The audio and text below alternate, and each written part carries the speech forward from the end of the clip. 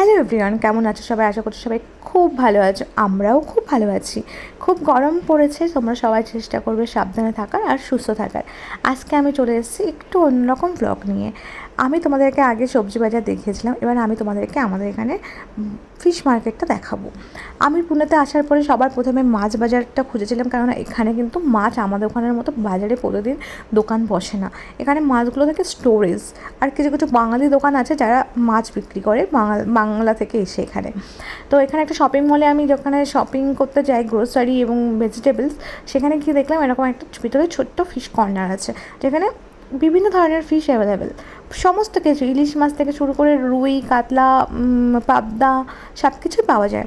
কিন্তু আমার মনে হলো না এখান থেকে নেওয়াটা খুব একটা সুবিধার হবে, কারণ এখানে আমি কোনো কাউকে দেখছিলাম না। যাই হোক, তো হতে পারে ভালো, কিন্তু আমি বুঝতে পারছিলাম না বলে আমি এখান থেকে নিইনি। তো আমি সাথে সাথে চেষ্টা করছিলাম যে অন্য আরও কোথায় যেখানে শুধুমাত্র মাছ বিক্রি হয়, সবাই কনসেন্ট্রেটটাই থাকে মাছের দিকে। তো এখানে দেখো বিভিন্ন রকমের চিকেন, মাটন, তুমি যেটা চাইবে সেটাই পাবে। চিকেনের যে অংশটা চাইবে সেটাই এখানে পেয়ে যাবে। এখানে ছিল বিভিন্ন ধরনের সসেস, ইভেন কি এখানে ম্যারিনেটেড চিকেন পর্যন্ত অ্যাভেলেবেল ছিল। যাই হোক, আমি ওখানে থেকে নিই। তো আমার একটা ফ্রেন্ড আমাকে বললো এখানে একটা হোলসেল ফিশ মার্কেট আছে, যেখানে সমস্ত ধরনের ফিশ অ্যাভেলেবেল থাকে আর মোটামুটি ফ্রেশ থাকে। স্টোরেজের হলেও মোটামুটি ফ্রেশ। তো এখানেও কিন্তু সমস্ত ধরনের মাছ, পমফ্রেট থেকে শার্ক থেকে শুরু করে মানে কি নেই, সব ধরনের মাছ এখানে ছিল। ইলিশ থেকে শুরু করে কাঁকড়া, স্কুইড সব কিছু অ্যাভেলেবেল ছিল। তো আমি খুব খুশি হয়েছিলাম ওখানে গিয়ে, কারণ আমি ওখানে যে মাছটাই মানে চাইবো সেটাই পাবো। ওখানে শোল থেকে শুরু করে তেলাপিয়া থেকে শুরু করে সব কিছু এখানে অ্যাভেলেবেল ছিল। ইভেন এখানে আমাদের মাছটাও ছিল, বিভিন্ন ধরনের বরফের মাছও ছিল। চিংড়ি মাছটা আমাদের একটু বেশি খাওয়া হয়, কারণ আমার হাজব্যান্ড কোনো রকম মাছ খান না, শুধুমাত্র চিংড়ি মাছটাই উনি খান, সেই জন্য এখানে লইটা পর্যন্ত ছিল। তো আমি এখান থেকে কিছু মাছ নিয়ে নেব মনের মতো করে, পুরো এক সপ্তাহ মাছ আমি নিয়ে নেব, কারণ এটা কিছুটা দূর আমাদের বাড়ি থেকে। এটা প্রায় 5-6 কিলোমিটার দূর আছে, সেই জন্য আমি একেবারে অনেকটা মাছ নিয়ে নেব, যাতে আমার বারবার এখানে আসতে না হয়। তো এখানে আমি দেখতে পেলাম কাঁকড়াটা আমার খাওয়ার জন্য খুবই খুবই মনটা কেমন করছিল। যাই হোক, তো আমি এখানে একটা ইলিশও দেখলাম, ইলিশও নিয়ে নিলাম। অসময়ে ইলিশ জানি না ভালো হবে কিনা, তাও নিয়ে নিলাম।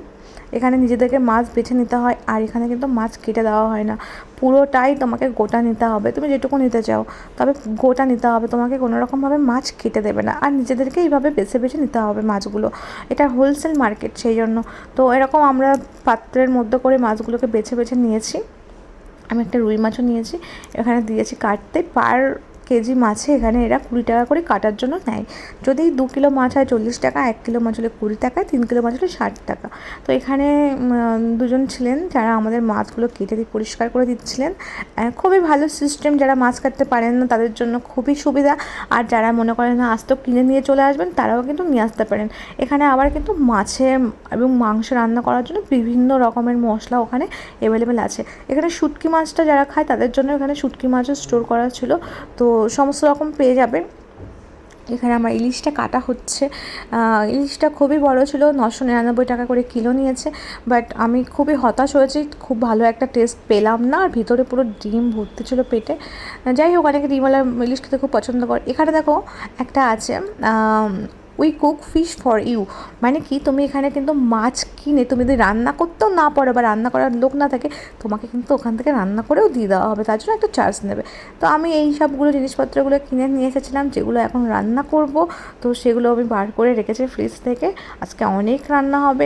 সো আজকে ভিডিওটা কেমন লাগলো সবাই একটু কমেন্টসে জানিও। ভিডিওটা ভালো লাগলে প্লিজ লাইক কমেন্টস করে দিও, আর thank you everyone for watching my video. Bye by.